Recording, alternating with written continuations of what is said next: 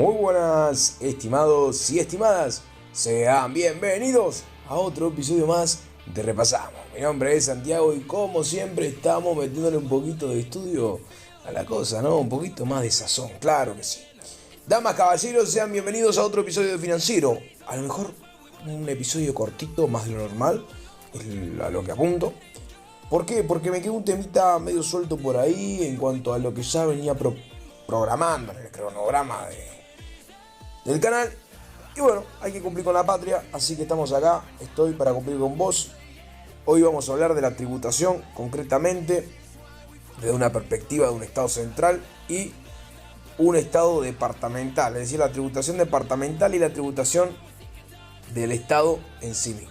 Bien, vamos a ver alguna que otra diferencia, vamos a estar hablando un poquito del tema. Así que nada, prepárate como siempre, cafecito, matecito o tecito en mano. Y bueno, vamos a darle, ¿te parece? Vamos, Rich. Impuestos, impuestos y más impuestos. La materia financiera nos nutre y nos enseña, cómo no, un poquito de estos y es interesante comprenderlos. Hablamos de los impuestos a la renta, ya hemos definido renta en otros episodios anteriores, hemos hablado de alguno que otro impuesto y lo seguiremos haciendo porque son temas complejos que obviamente van de cabeza a las evaluaciones, pero bueno, faltó un tema clave, un tema muy importante que arrastramos de Financiero 1, que es la tributación de un estado departamental y la tributación de un estado central.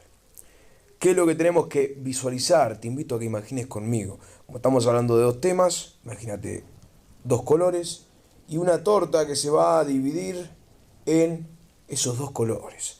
Pero no va a ser una división proporcional, porque como vos te podrás imaginar, las finanzas públicas uruguayas en estos dos ámbitos, en el nacional y en el departamental, poseen una recaudación que es distinta en comparación una con la otra. ¿Qué queremos decir con esto? La recaudación de los departamentos es mínima en comparación con la recaudación que genera o que produce o que realiza el Estado central a viva voz, ¿no? Es decir, el Estado central recauda mucho más que el departamento en cuanto a tributación. Entonces esa torta imaginaria dividida va a ser vistosa. ¿Por qué? Porque vamos a tener un Estado central que va a abarcar mucho más que el Estado departamental. Sí, claro que sí, que existe la tributación departamental. ¿Por qué? Porque así como entendemos que a nivel departamental existen gastos que son creados por los propios gobiernos departamentales, también se posee una autonomía para crear determinados ingresos. Y estos ingresos derivan lógicamente en tributación o en impuestos. Todos los departamentos van a elaborar su propio presupuesto quinquenal, que es diferente al presupuesto anual, y además tienen o han de tener que realizar rendiciones de cuentas anuales. Y aquí que aparece un concepto muy importante que es el concepto de autonomía. Bien, la autonomía es la característica clave en sí, o al menos es lo que se pretende, de un departamento o de los departamentos. ¿Por qué? Porque la autonomía es la posibilidad con la que cuentan los departamentos para crear diversos tipos de ingresos, es decir, que pueden ser precios, tasas, impuestos o lo que fuera.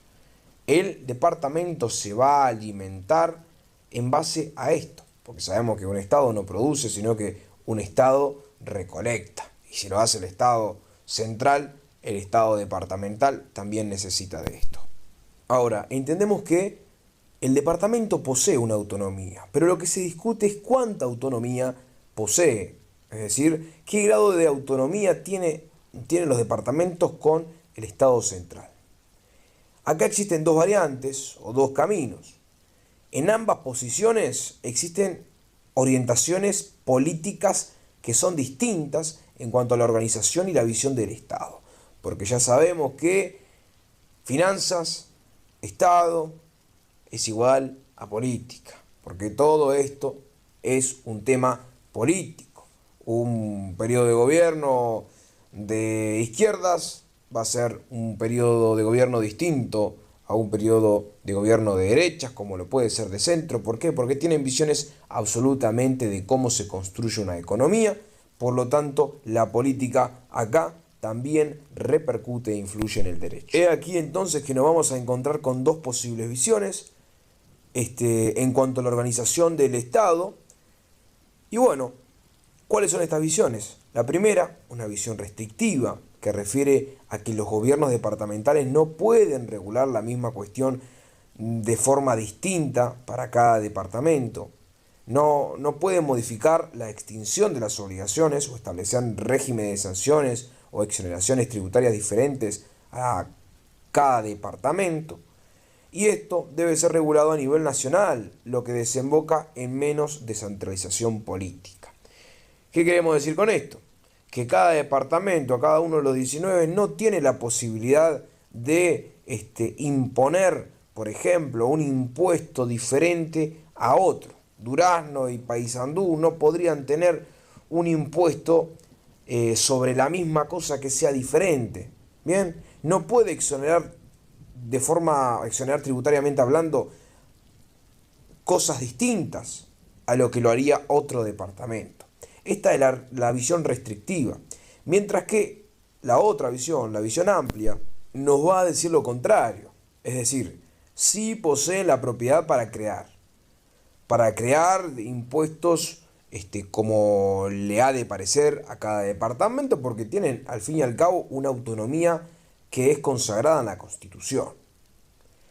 También no solo tiene la posibilidad o la autonomía suficiente como para crear, tiene la potestad para crear estos impuestos, tasas o precios, sino que también tienen la potestad de regularlos. Cada gobierno departamental puede regular los impuestos, todo esto según el artículo 297 de la Constitución, y puede hacerlo como quiera, independientemente del resto de departamentos. Eso es más proclive a una política de descentralización de las finanzas públicas, porque sabemos que una de estas visiones, que sería esta última, la amplia, da una potestad un poco más autónoma, la reconoce, la interpreta también a su vez del artículo 297 de la Constitución, mientras que la otra no, la otra apunta a que se restrinja todo esto y a ciencia cierta que se penda un poco más del Estado central. Este debate se construye o se discute desde la Constitución del 30, desde de 1830, ya que se concluye que esta Constitución está más ligada a una concepción amplia, ¿bien? A esta concepción que apunta a la autonomía gracias al 297 de la misma. Incluso la Suprema Corte de Justicia se ha inclinado a esta postura en distintos casos. Así que entonces tenemos esta discusión, estas dos visiones, que tienen una matriz obviamente constitucional, el 297 de la Constitución, alimenta una de ellas, mientras que la otra, en base a la interpretación misma de la Constitución y distintos dogmas, se construye también. Pero más allá o más acá de la existencia de estas que son válidas, nos encontramos con el siguiente titular, el titular de delimitación de la recaudación. Porque sí, es posible poner impuestos, pero hay que saber delimitarlos. Los impuestos son asignados a los gobiernos departamentales por la Constitución. Esta posibilidad, lógicamente, no puede escaparse del amparo constitucional. La competencia departamental para la recaudación de ingresos es regulada por el artículo 297 de la misma. Esta enlista un tipo, o enlista cada tipo, mejor dicho, de ingreso posible para los departamentos. El Estado central puede crear todos los impuestos que no menciona el 297 y es una competencia por exclusión, al menos lo que entendemos, es una técnica residual. Básicamente entonces, ¿qué nos dice el 297? Bueno, ¿qué impuesto puede crear el departamento? ¿Bien? Y como no tenemos una lista taxativa para el Estado en cuanto a qué impuestos o qué tipo de impuestos puede aplicar, y bueno, aplicamos de forma residual, que el Estado puede hacer todo, puede crear todos los impuestos que no mandata el 297 para los gobiernos departamentales. Por ejemplo, hablemos de uno de estos, el impuesto a la propiedad inmueble. La contribución inmobiliaria, llamada así también por distintos antecedentes históricos, y así es como quedó. La contribución inmobiliaria, que es básicamente, más allá, más acá, un impuesto creado por el gobierno. Después tenemos la contribución urbana y suburbana, que lógicamente el término contribución es, como te digo, tiene bases en un hecho histórico, pero más allá, más acá, son impuestos creados para recaudar por el gobierno departamental. Y después tenemos la contribución rural, que es regulada por el Parlamento Nacional y recaudada por los departamentos. Al fin y al cabo, el análisis termina en un punto conexo de todas estas líneas. ¿Por qué? Porque todo se paga en dinero. Por lo tanto, el efectivo directo, el efecto es directo, ahora sí me corrijo, a la persona. Es directo a la persona porque es sobre quién se va a recaudar. ¿Bien? Porque si no, ¿de quién va a salir el dinero? Y bueno, va a salir del bolsillo de la gente. Entonces, ¿en qué sentido podemos decir que la contribución o el impuesto, la contribución inmobiliaria, va a gravar al inmueble? Y además allá, más acá, al final, todo se reduce al dinero y todo se reduce al bolsillo, como te digo, de la persona. El impacto sobre la persona es saber, al fin y al cabo, cuánto dinero tiene y cuánto dinero debería pagar. Por más que le digan impuesto o contribución inmobiliaria, contribución urbana y suburbana, va a terminar en el bolsillo de la persona, bueno, agravando, ¿no? Agravando lo que ingresa en ese mismo bolsillo. Después nos vamos a encontrar con adiciones nacionales, que básicamente es la propia Constitución quien admite que sin perjuicio de los impuestos que se puedan crear, pueden existir también impuestos adicionales nacionales. Y por ejemplo, tenemos el impuesto de enseñanza primaria. Al final del día es un impuesto al inmueble también. Es un adicional nacional, por lo tanto no es inconstitucional. Después tenemos el impuesto a los vehículos automotores o patente de rodado, que también patente de rodado es un término que queda o se construye en base a un hecho histórico. Y al fin y al cabo es un impuesto, ¿no? Este sería el primer impuesto que se creó a los vehículos y se lo llamó patente de rodado porque en ese momento existían carretas, por eso, como te digo, tiene todo un hecho histórico, existían carretas y a estos se les da un permiso por año de rodar, entre comillas, de rodar ahí, y al fin y al cabo se construye este impuesto. El Congreso de Intendentes intentó que se dejara de cobrar diferentes montos para lo que nosotros conocemos como patente de rodado en cada departamento. Esto causaba que los autos estuvieran pagando o se le cobrara de forma diferente o diferentes montos a los autos en los distintos departamentos, lógicamente. Florida 1.000 pesos, Maldonado 3.000, etcétera, etcétera. Entonces, ¿qué pasó esto? ¿Qué pasó con esto? Se estableció un régimen único de evaluación de vehículos para que fuera obligatorio en todos los departamentos. Pero el Congreso, como no tiene un rango normativo ni siquiera es competente para crear estas normas, lo que hizo fue imponer que cada departamento pudiera optar libremente por las disposiciones legales nacionales, es decir, la posibilidad de 297 de crear impuestos de forma autónoma, de cada departamento. Sigue esto, es decir, es constitucional, y lo que hace es dar una otra respuesta, es decir, da otra opción, permite a los estados optar libremente por las disposiciones, como te digo, creadas por la ley, la Constitución, pero quienes no lo hagan tendrán una reducción de 2/3 al impuesto nacional correspondiente. ¿Qué pasa acá?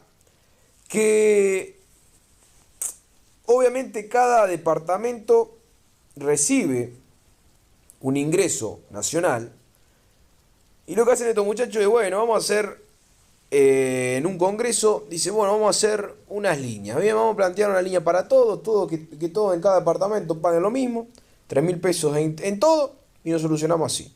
Pero claro, se encontraron con esto que sería inconstitucional, porque entonces no se estaría atentando contra la autonomía departamental que le da el 297. Y dijeron, bueno, no estamos en contra del 297, pero vamos a poner esta idea, esta cartita sobre la mesa y cada quien opta o elige si quiere agarrarlo.